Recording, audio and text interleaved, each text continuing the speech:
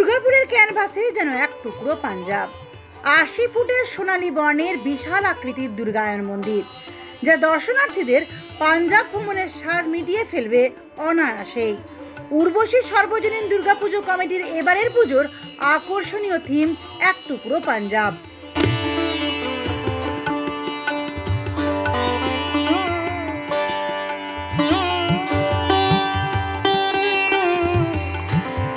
চলতি বছরে এই পুজো ২২তম বর্ষে পদার্পণ করেছে। শহরের বিগ বাজেটের পুজোগুলির মধ্যে এই পুজো অন্যতম। পাঞ্জাবের দক্ষ শিল্পীদের সুনিপুণ শিল্পকর্মে মণ্ডপ তৈরিতে এসেছে পাঞ্জাবের স্বর্ণ মন্দিরের বিশেষত্ব।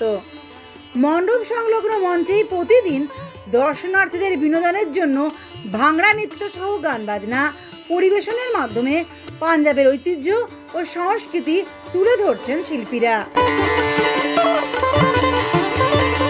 শহরের বুকে অভিনব এই থিমের পুজোর নিজস্বতাই প্রতি বছরই দর্শনার্থীদের মন জয় করে।